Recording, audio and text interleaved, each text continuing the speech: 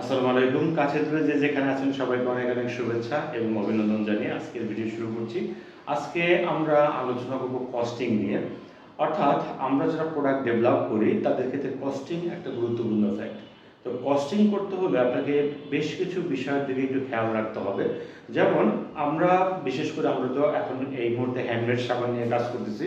তো এই handmade soap বা হ্যান্ডমেড সাবানের কস্টিংটা করতে গেলে আপনাকে বিভিন্ন সময় বিভিন্ন দিকগুলো মাথায় রেখে কস্টিং করতে হয়। আপনি যদি ফেসবুক কেন্দ্রিক বিজনেস করেন তাহলে কস্টিংটা হবে একরকমের। যদি আপনারা বাজারে সেল করেন বা শোরুমের মাধ্যমে সেল করেন তখন কস্টিং হবে আর এক রকমের। তো সেক্ষেত্রে আপনারা যে বিষয়গুলো মোটামুটি মাথায় রেখে কস্টিংটা করবেন, আজকে আমরা সেই বিষয়গুলো নিয়ে মূলত আলোচনা করব। ধরে নিলাম আমরা আমাদের সাবানগুলো আমরা যখন তৈরি করি, এই সাবানগুলোর ইনগ্রেডিয়েন্টস কস্ট হতে পারে 30 থেকে 35 টাকা। যদি লাক্সারিয়াস সোপ আমরা তৈরি করি সেক্ষেত্রে 100 থেকে 120 টাকার মতো কস্টিং পড়ে যায়। আবার অন্যদিকে যদি আমরা একটু হাই কোয়ালিটির সাবানগুলো আমরা তৈরি করি সেক্ষেত্রে দেখা যায় শুধুমাত্র ইনগ্রেডিয়েন্টস কস্টটাই আমাদের 200 টাকার উপরে পড়ে যায়। অর্থাৎ দেখা যায় যে কখনো কখনো 30 টাকা পড়ে, কখনো 100 বা 120 টাকা পড়ে, আবার কখনো 200 বা 250 টাকার মতো পড়ে যায় প্রতি পিস সাবান। অর্থাৎ 100 গ্রামের একটা সাবান ইনগ্রেডিয়েন্টস কস্ট। এখন আমরা যারা 30 টাকায় সাবান তৈরি করি তারা চাইলে কিন্তু এটাকে ইজিলি 50 টাকায় সেল করতে পারি। মনে মনে চিন্তা করতে পারে যে না, 20 টাকা লাভ, এটা কিন্তু অনেক টাকা। এখন কথা হলো যে এই মুহূর্তে আপনি হয়তো 20 টাকায় প্রফিটে একটা সোপ বা একটা সাবান আপনি সেল করতে পারেন, কিন্তু একটা সময় কিন্তু আপনি এখানে থাকবেন, আপনার ব্যবসা বড় হবে, আপনার চারিদিকে খরচ বাড়বে, তখন কিন্তু বাজারে টিকে থাকাটা আপনার জন্য কঠিন হয়ে যাবে। তো সেই জন্য একটা প্রোডাক্টের যে কস্টিং করতে হলে যে বিষয়গুলো মাথায় রাখতে হবে, চলুন একে একে বিষয়গুলো আমরা জেনে নিই। তো প্রথমে আমাদের ইনগ্রেডিয়েন্টস কস্ট যাবে, এটার সাথে যুক্ত হবে আপনার একটা ফিক্সড কস্ট। ফিক্সড কস্ট বলতে যে জিনিসটা বোঝানো হচ্ছে যে আপনি যদি একটা অফিস নিয়ে থাকেন তাহলে সেটা অফিসের একটা খরচ সেখানে অ্যাড করতে হবে। অথবা আপনি যে বাসায় বসে যদি আপনারা কোনো একটা পণ্য তৈরি করেন তাহলে সেই যে রুমটা আপনারা ব্যবহার করছেন সেই রুমের একটা ভাড়া এবং আপনার একটা স্যালারি, এটা কিন্তু মোটামুটি ধরতে হবে। অর্থাৎ আপনি মাসে যত টাকা যত পিস সাবান তৈরি করেন আপনার স্যালারি দিয়ে সেটাকে যদি ভাগ দেন, মানে আপনার স্যালারিকে যদি সেই পিস দিয়ে ভাগ দেন, যে টাকাগুলো পড়ে, অর্থাৎ আমি যদি ধরেন আমার স্যালারি আমি 10,000 টাকা ধরলাম, যেহেতু এই মুহূর্তে আমার ছোট একটা বিজনেস, কিন্তু আমি কিছুদিন পরে যখন লোক নেব তাকে কিন্তু 10,000 টাকা বা 15,000 টাকা বা 20,000 টাকা কিন্তু স্যালারি দিতে হবে। কারণ এই ছোট পর্যায়ে আমি পারলেও বড় পর্যায়ে কিন্তু আমার একার পক্ষে এই কাজগুলো করা সম্ভব না। তো সেই ক্ষেত্রে আমার স্যালারি বাবদ হয়তো 10,000 বা 15,000 বা 20,000 টাকা ধরতে হবে এবং আমি মাসে যত পিস সাবান আমি তৈরি করি বা সেল করি তত পিস দিয়ে এই স্যালারিটাকে আমাকে ভাগ দিতে হবে। সাথে আমি যদি বাসার একটা রুম ব্যবহার করি সেই রুমের একটা ভাড়া সেখানে মনে মনে ধরতে হবে। অর্থাৎ 30 টাকা থেকে যদি কোনো সাবান আমরা উৎপাদন কস্ট বা ইনগ্রিডিয়েন্টস কস্ট হয়ে থাকে সেটার সাথে 15 টাকা বা 20 টাকা আপনার ফিক্সড কস্ট অ্যাড হবে। অর্থাৎ ফিক্সড কস্টের সাথে আপনার স্যালারি, আপনার রুম বা অফিসের খরচ, সেই সাথে কারেন্ট বিল, স্টাফ বিল, এই টোটাল বিষয়টা কিন্তু আপনার এখানে যুক্ত হবে। তার মানে এই ফিক্সড কস্ট যে কোনো পণ্যের ক্ষেত্রে, শুধুমাত্র সাবানের ক্ষেত্রে এই ফিক্সড কস্ট অ্যাড হবে বিষয়টা এরকম না। তাহলে ফিক্সড কস্টের ক্ষেত্রে আমরা একটা নির্দিষ্ট পরিমাণ প্রতি সাবান প্রতি 10 টাকা বা 15 টাকা 20 টাকা বা প্রথম দিকে আরও বেশি হওয়ার চান্স থাকে।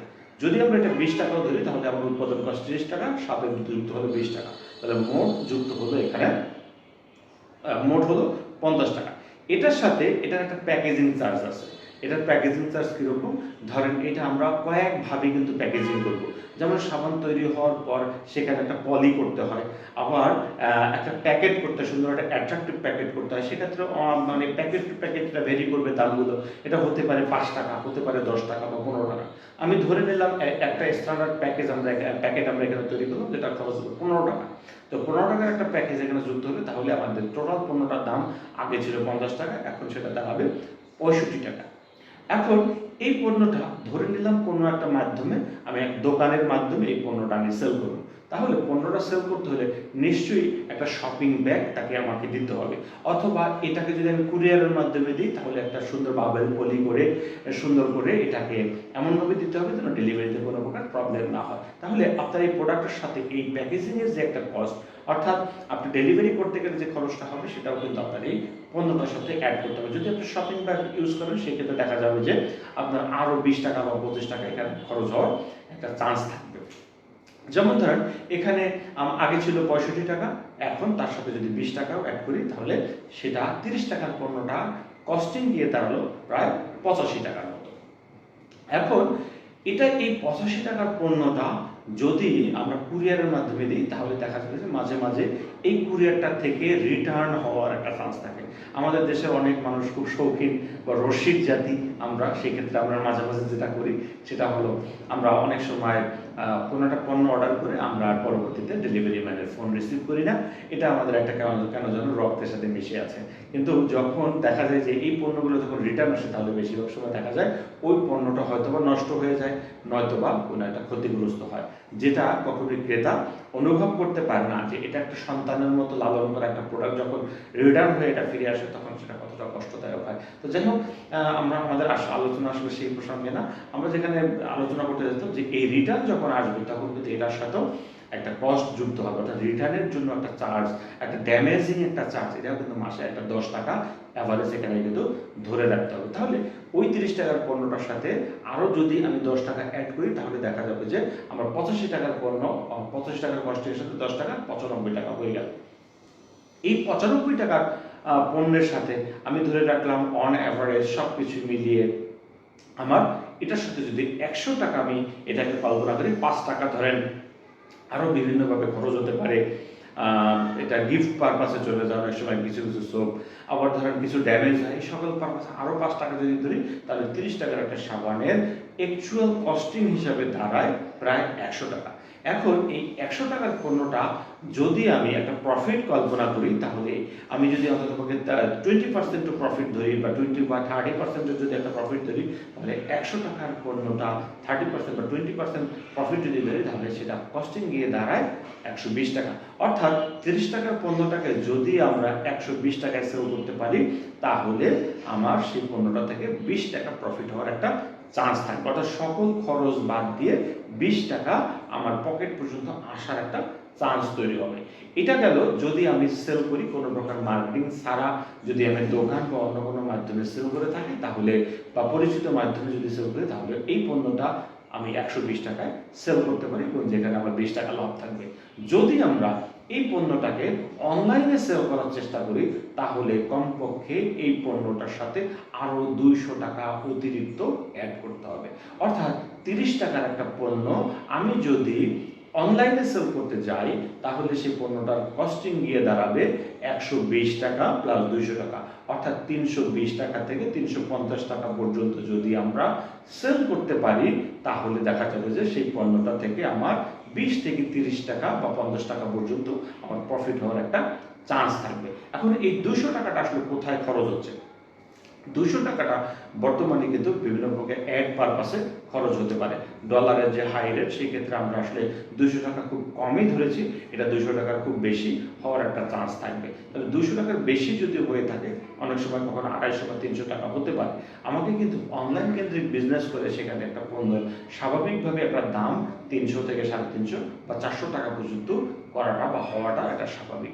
আপাত দৃষ্টিতে দেখা যায় যে 30 টাকার পণ্যটা 50 টাকায় বিক্রি করলে লাভ হয়, কিন্তু যদি আমি অনলাইন কেন্দ্রিক বিজনেস করি সেক্ষেত্রে দেখা যাবে যে 30 টাকার পণ্যটা আমি অনলাইন কেন্দ্রিক বিজনেস করতে হলে 300, 350 থেকে 400 টাকা পর্যন্ত সেল করলে আমার পকেট পর্যন্ত দেখা যাবে দিন শেষে 20 টাকা থেকে 50 টাকা পর্যন্ত প্রফিট হওয়ার চান্স থাকবে। এই গেল এখানে এতক্ষণ একটা অনেক বড় একটা হিসাব দেখালাম। কেউ কেউ বিষয়গুলো নিয়ে ভয় পাচ্ছে, আবার কেউ কেউ বিষয়গুলোকে ইজি মনে করছে। যারা মূলত বিজনেস নিয়ে কাজ করে তারা ওভারঅল বিষয়টাকে খুব ইজি মনে করছেন, কারণ এটাই স্বাভাবিক এবং এভাবেই একটা বিজনেসের কস্টিংগুলো হয়ে থাকে। তো যদি এখন এই মুহূর্তে 200-250 টাকা, অর্থাৎ ইনিশিয়াল যখন আপনি ব্যবসাটা প্রথম দিকে শুরু করবেন সেই ক্ষেত্রে একটা প্রোডাক্ট সেলিং কস্ট আপনার 200-250 টাকা, মানে 300-350 টাকা বা এরকম হতে পারে টোটাল কস্ট। আবার 200-250 টাকা পর্যন্ত মার্কেটিং কস্ট বা অ্যাড কস্ট এটা হতে পারে। কিন্তু এটা সময়ের সাথে সাথে যখন আপনার ব্র্যান্ড ভ্যালুটা বাড়বে, যখন আপনার মানুষ আপনাকে চিনবে, আপনাকে বিশ্বাস করতে শুরু করবে, তখন দেখা যাবে অনলাইনে এই 200-250 টাকা খরচটা একটা প্রোডাক্ট সেল করতে তখন আর দরকার হবে না। তখন আমাদের খরচ হবে হয়তো 50 টাকা থেকে 100 টাকা। কখনো কখনো আমাদের যখন রিপিট কাস্টমারগুলো হবে তখন দেখা যাবে যে কোনো প্রকার মার্কেটিং খরচ ছাড়াই এই পণ্যটা সেল হবে। তখন দেখা যাবে যে যদি আমার কোনো একটা পণ্য মার্কেটিং খরচ ছাড়াই সেল হয়, তাহলে দেখা যাবে যে অনলাইনের এই 200 বা 250 টাকা, এই টাকাটা কিন্তু তখন আমার প্রফিটে কনভার্ট হয়ে যাবে। যদি এভাবে প্রতিটা বিষয়কে মানে সূক্ষ্মভাবে অ্যানালাইসিস করে যদি আমরা একটা প্রোডাক্টের কস্টিং করি, সেই ক্ষেত্রে দেখা যাবে যে দিন শেষে একটা প্রোডাক্ট প্রতি আমার পকেটে 20 টাকা থেকে 30 টাকা পর্যন্ত বা সর্বোচ্চ 50 টাকা পর্যন্ত আমার পকেটে আসতে পারে। তো আমরা সাধারণত সবাইকে বলে থাকি, যদি সকল খরচ বাদ দিয়ে পকেটে 5 টাকাও থাকে তাহলে সেটা হবে আপনার জন্য লাভ। আর যদি সকল খরচ বাদ না দিয়ে যদি 50 টাকা বা 100 টাকা বা তার বেশি লাভ হয়, তাহলে সেটা হবে অনেক লসের একটা কারণ। ঠিক এইভাবে আমার জীবনের অনেক ব্যর্থতার গল্পের ভিতরে আমরা এক সময় বলেছিলাম যে আমি একটা সময় কিন্তু 3 পিস সেল করতাম, তখন কিন্তু 700 টাকা একটা পণ্য কিনে সেটাকে 800 850 টাকায়, আবার কখনো কখনো ডেলিভারি চার্জ ফ্রি দিয়েও এটা সেল করার চেষ্টা করেছি। অনেক সেল হয়েছে, কিন্তু দিন শেষে বা মাস শেষে আমি বরঞ্চ আমার প্রফিট হারিয়েছি এবং দেখা যাচ্ছে যে আমার বিজনেসের সকল প্রকার পুঁজি পর্যন্ত ওখানে ধ্বংস হয়ে গেছে। তো এই হলো আজকের আলোচনার বিষয়। যে কোনো পণ্য সেল করেন আপনাকে টোটাল কস্টিংয়ের বিষয়ে সূক্ষ্মভাবে চিন্তা ভাবনা করে বসে ঠান্ডা মাথায় আপনাকে এই কস্টিংগুলো করতে হবে এবং আপনাকে একটা নির্দিষ্ট পার্সেন্টেজ, অর্থাৎ সকল খরচ বাদ দেওয়ার পরে আপনাকে একটা নির্দিষ্ট পার্সেন্টেজ এখানে প্রফিট করতে হবে। সেটা হতে পারে 10%, সেটা হতে পারে 20% বা 30%, এটা ক্ষেত্র বিশেষ হয়ে থাকবে। আবার কখনো কখনো দেখা যাবে যে এই কস্টিংয়ের উপর আপনাকে হয়তো বা 10% একটা ডিসকাউন্ট দিতে হতে পারে বা 25% একটা ডিসকাউন্ট দিতে পারে। এই ডিসকাউন্টও কিন্তু আপনাকে এই কস্টিংয়ের আওতাভুক্ত হতে হবে। তো যাই হোক, আশা করছি বুঝতে পেরেছেন। তো সবাই ভালো থাকবেন, সুস্থ থাকবেন। আপনাদের দেখা হবে অন্য কোনো এপিসোডে। আল্লাহ হাফেজ।